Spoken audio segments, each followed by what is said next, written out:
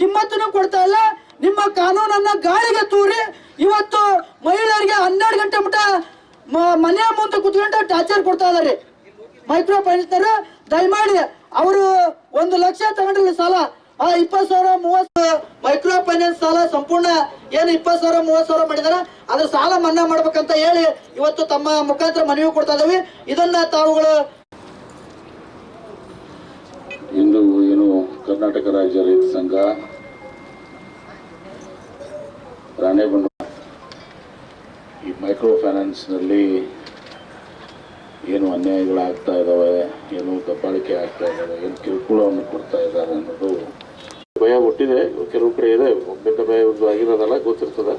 ಇವ್ರನ್ನ ಆ ಥರ ಯಾರ್ಯಾರು ಇವ್ರು ಮಾಡ್ತಾ ಇದಾರಲ್ಲ ಅವ್ರಿಗೆ ಒಂದು ಗಂಭೀರವಾದಂಥ ಎಚ್ಚರಿಕೆ ಕೊಟ್ಟು ಈ ಇನ್ನೊಂದು ಫೈನಲ್ ವಾರ್ನಿಂಗ್ ಇವರೆಲ್ಲರಿಗೂ ಕೊಟ್ಟು ತದನಂತರ ಇವತ್ತು ಸಹ ಮತ್ತೆ ಇವ್ರು ಏನಾದರೂ ಮಾಡಿದರೆ ಇವ್ರನ್ನ ನಿರ್ದಾಕ್ಷಿಣ್ಯವಾಗಿ ಇವ್ರಿಗೆ ಏನು ಕಠಿಣ ಅತ್ಯಂತ ಕಠಿಣ ಬಾರಿ ಕಂಡಪಟ್ಟಿ ಹೆಚ್ಚಿನ ಬಡ್ಡಿ ತಗೊಳ್ಳೋದು 5% 10% ಅವೇನೋ ದಿನದ ಬಡ್ಡಿ ಎತ್ತಿದ್ದವು ನಮ್ಮ ಕಡೆ. ನೀವು ಒಂದ್ಸಲ ಎಚ್ ಕೆ ಪಾಟೀಲ್ ಸಾಹೇಬ್ರಿಗೂ ಭೇಟಿ ಆಗ್ರಿ, ಹಿಂಗೆಲ್ಲ ಇದೆ ಅಂತೇಳಿ ಅವ್ರಿಗೊಂದು ಮಾತು ಹೋಗಿ ಹೇಳ್ರಿ. ಅವ್ರೆ ಈಗ ಅವ್ರೇನು ಇಲ್ಲಿ ಬರೋದು ಬೇಡ, ನೀವು ಹೋಗಿ ಭೇಟಿ ರಾಣೆಬೆನ್ನೂರದವ್ರು ಮತ್ತೆ ಅಲ್ಲೇ ಬಾಜು ಎಲ್ಲ ನಾವು ಹಳೆ ಧಾರವಾಡ ಜಿಲ್ಲಾ ಹೌದಲ್ಲ, ಹೋಗಿ ಭೇಟಿ ಆಗ್ರಿ. ಭೇಟಿ ಆಗ್ರಿ ಆಯ್ತು. ನೀವು ಸುಮಾರು ಅವ್ರಿಗೆ ಗಮನಕ್ಕೆ ತೊಗೊಂಬರ್ರಿ.